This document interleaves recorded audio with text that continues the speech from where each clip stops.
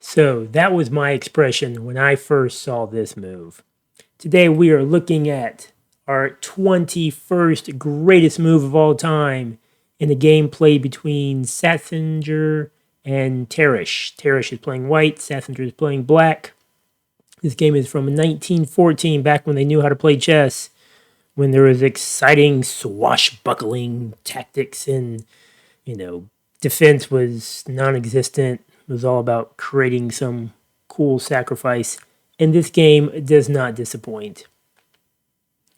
White setting up, you can see all the pieces, all of White's pieces are sort of on the focus on the king side of the board. Sack the queen. Who cares about a queen? Let's throw some more pieces in there, make this interesting. Okay, now this is a position where it is White's turn to move, and he is going to do that jaw-dropping move from earlier. You've noticed that I have turned off the evaluation bar. Maybe you did notice. Maybe you had no idea that that's even there. Normally there's an evaluation bar. That's right over, a little bit over there. That tells you, how much white is winning, how much black is winning, and then sometimes when it's a forced checkmate, it tells you how many more moves it is. And if you have that on when you're looking at this position, it is a lot easier than when that is off. So in this position, pause it if you need some more time and tell me what the next move is for white. Okay, hopefully you've taken a chance to look it over. And in this position, white, oh, the evaluation bar is on now. Well, it's okay. You've already decided, hopefully, what your move is going to be. So in this position, it is mate in two. How do you do that mate in two?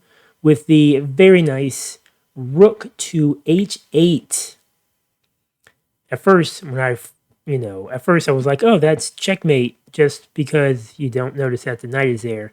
But then once you realize that the knight is there, then it even makes it even more amazing, because then the knight is forced to take, right? King can't take knight because it's protected by the rook. Can't take rook, protected by the knight. So there you go. And in this position, white, mate in one. Boom. Knight to h6. How sick is that? That's one of those sick moves. The rook cuts off the f file, and the bishop cuts off the diagonal to the h7 square. Checkmate. So many nice moves. There was, so that was a nice move. Like I said, there was a queen sack a couple moves ago.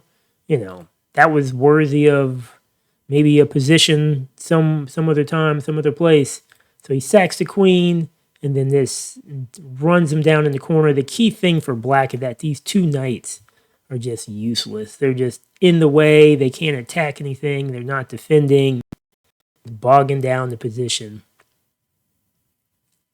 As a little bit of a bonus for this video, we are going to look back a couple moves ago. So this is actually before the queen sacrifice, and we have the evaluation bar on now that tells you that it's mate in 6. So interesting thing about this game is that the queen sack actually is not the best move, because it's still a forced mate in 7, but it's not the fastest mate. So take some more time if you have some time, and see if you can work through what you think the continuation might be to find the mate in 6. That's kind of a fun one, huh? You don't normally see mate in 6 in real life, because you don't often know that they're a mate in 6, and they're kind of hard to come by. But so in this position, to kick it off, the knight goes to h6 check. The king is forced again. These two knights are just in the way. After that move, king to h8. Bam! Bishop takes. King is forced to take. And then the ever so soft sly. I don't even know what I was going to say there. We'll go with sly. Not taking the rook, just stopping right short. Another check, forcing. The king can go back. The rook can take. If the rook takes, boom. Mate in 2. The king is going to have to go back into the corner. And then a very nice queen to e5. Sacrifice another piece for the nice checkmate in the corner, knights covering the square, bishops protecting the rook. So beautiful of a checkmate. And then the other option was if instead of taking, the king immediately goes back, it's actually the same idea. It's just that that rook is still there instead of being taken, forced, and you made them anyway. So that was a little bit of a bonus, a mate in 6. So in the game, Tarrasch, maybe, well, I guess he didn't see that because he probably would have done that. So, but he found the mate in 7, which is even more difficult than the mate in 6. Either way, totally nasty. Queen sacks, rook sacks, all the sacks. That was our 21st greatest move of all time. I don't know. That one may have even, maybe should have been a little bit higher because that was a very, very nice move and combination from white. But I hope you enjoyed that. I hope you learned something. And now in the comments, if you will, so we've got about 20 games left. Tell me in the comments what moves are better than some of the ones you've seen in either this video or previous videos.